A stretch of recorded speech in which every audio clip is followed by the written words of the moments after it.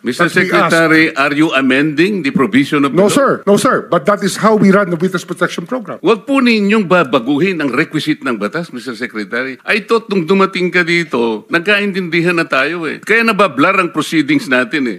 Pwede ba yung ganito? I respect your opinion, sir. But It that is is not how... my opinion, it is in the law, Mr. Secretary. Yes, sir. Isole ninyo ang pera ng taong bayan. Hindi po batas ang pinag-uusapan. Wala ho tayong pakialam sa batas na yan. Sometimes, you have to bend the law to be able to please the people. Mas mataas po ang taong bayan sa batas. Just to lower the decibels and the stress.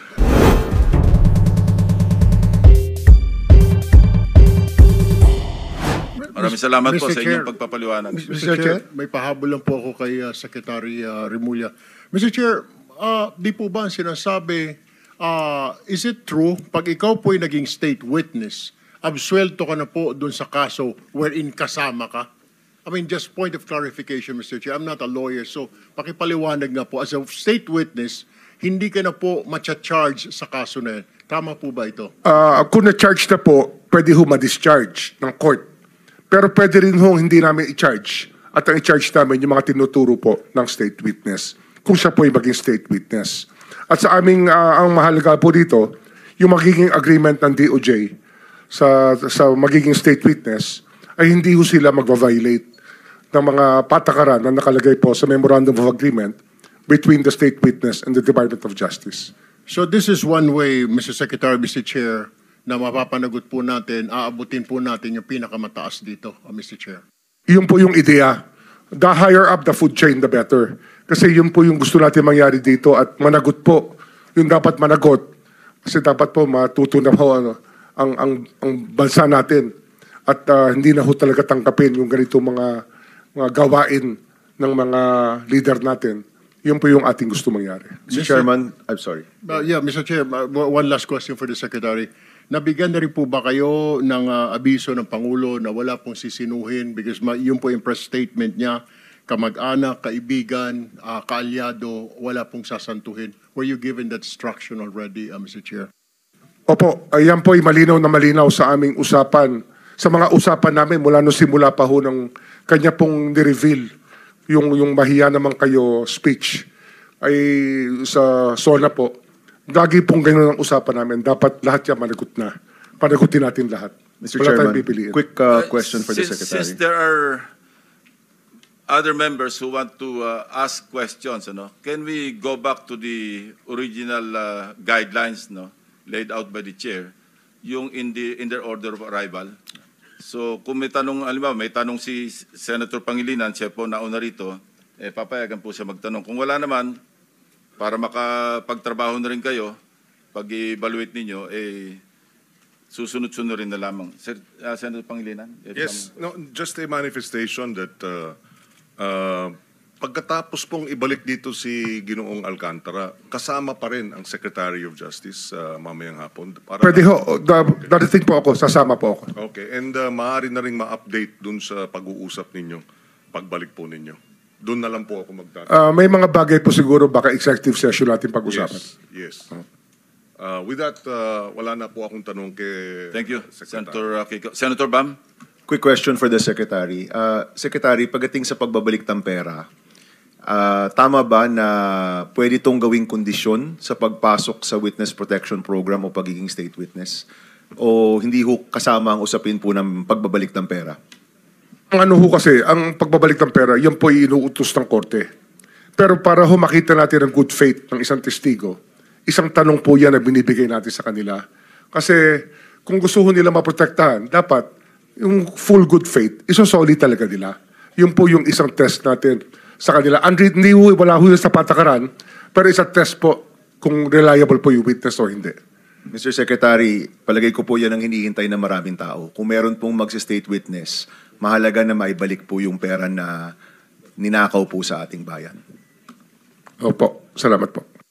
Mr. Chairman, just very quickly lang, just to follow up. Very quick. Go ahead. Yes, at doon sa usapin, kasama ba na sa usapin ng good faith, ilalabas niya lahat ng mga accounts niya at ipapaabot sa inyo?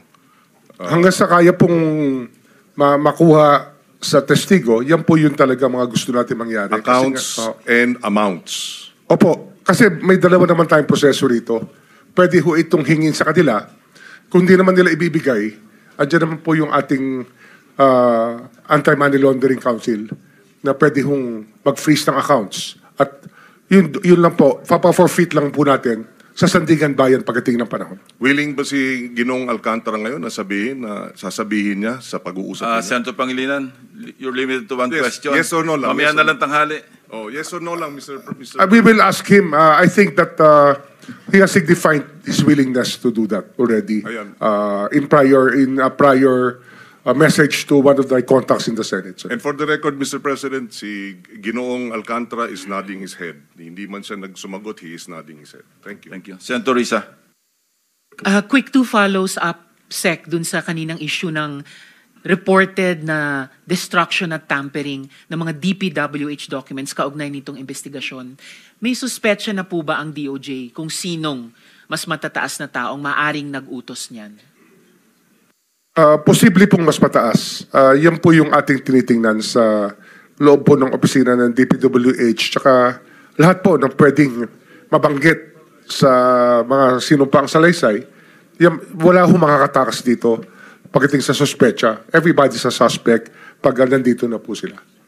Everyone is a suspect all the way up to the top of food chain, ika nga sa DPWH. Opo, opo. And lastly po, kung mayroong mang kayong ma-establish na importanteng dokumento na natamper na o na-destroy na, paano pong gagawin? Paano po bubuin yung chain of evidence tungkol sa iniimbestiga ng komite? We will have to resort to secondary evidence. Pero yeah, that is an accepted mode under the rules of court and under evidence. At para ma-preserve po yung secondary evidence that still exists probably right now, meron po bang magagawa ang DOJ na pigilin na itong reported na destruction at tampering ng dokumento dun sa kabilang department ng DPWH? Yung mga pinag-uusapan na ho yan, as we speak ngayon, meron na ho kami mga taong nakikipag-usap sa kanila. Salamat po, Secretary. Mr. Chair. Thank you, Senator JB. Mr. Chair. Let's limit our questions kay Secretary Remulla para mamaya sa mga ibang resource persons na lang. Senator JB? Hindi, teka muna. Meron tayong Senator Soto is next. Wala. Senator Marcoleta. Senator Soto. Wala. Senator President. Senator Marcoleta? Thank you, Mr. Chair. Mr. Secretary, a couple of days ago, in the last hearing when you were here, we somehow settled the issue that restitution is not a requisite for an applicant to the WPP. Is that correct? It's not in the law. But sa akin ko kasi, hindi lang po batas na nagdidictate dito. It's also what is morally right, what is expected of us. Yan po kasi, kahit hindi nilagay sa batas, mga given po yan sa ating lipunan. What do you mean by that, Mr. Secretary? Kasi wala nga sa batas yung Wala nga sa batas. Yung Then, requirements anong ilalagay mo sa batas? for admission to the witness protection. Ang restitution is not part of it. Yes, it is not. Pero hindi ho nangangahulugan na hindi namin pwede i-layout yan depending on the case. Mr. Secretary, I am still in the stage where a particular applicant wishes to apply under that program. And there is a process. In the process, restitution is not one of the requisites. Is that correct? Opo, pero if it's in terms of this case being a financial crime, sir, this is a crime against the Mr. Secretary, financial status of the Filipino people, of the Philippine Republic. I think that it's just right. Mr. that we ask. Secretary, are you amending the provision of the No, law? sir. No, sir. But that is how we run the witness protection program. As a lawyer, Mr. Secretary, may I ask you, in a criminal prosecution, the civil liability is impliedly instituted. Is that correct? Of course. Kaya nga hindi naman nangangahulugan kung sakasakali na natapos na yung criminal prosecution.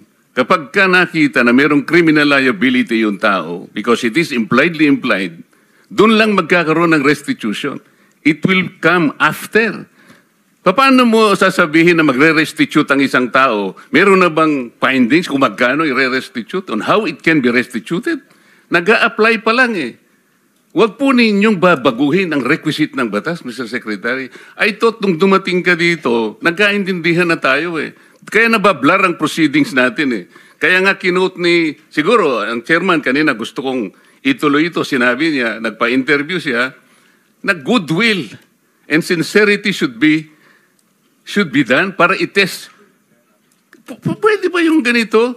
I respect your opinion, sir.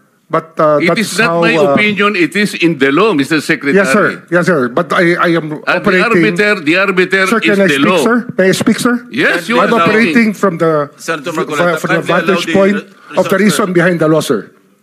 What is the reason behind the law? So that we can get justice, and justice can only be attained if there is restitution. So that is the principle behind all of these things that we are talking about now. Mr. Secretary, restitution will come after. It cannot be. Sir, it can come before or after, sir. It can come before or You after. cite the law that it come before. Wala nga po sa batas eh.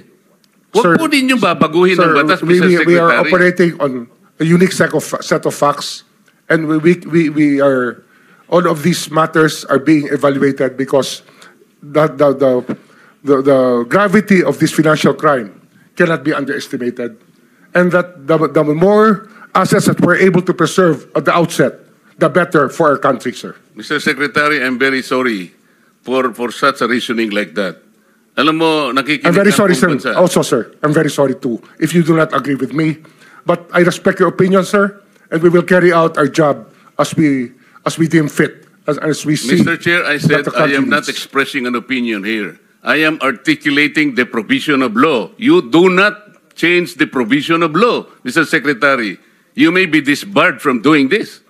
Then it's your opinion, sir. It's your option, sir. Sinabi ko na nga, hindi ko opinion ito. I am articulating Then it's your option, sir. the provision of It law. is what you wish to happen. That you may proceed Ikaw ang with what you nagbibigay wish. ng opinion, nilalagay mo yung restitution to test the goodwill of a possible applicant. It is not in the law.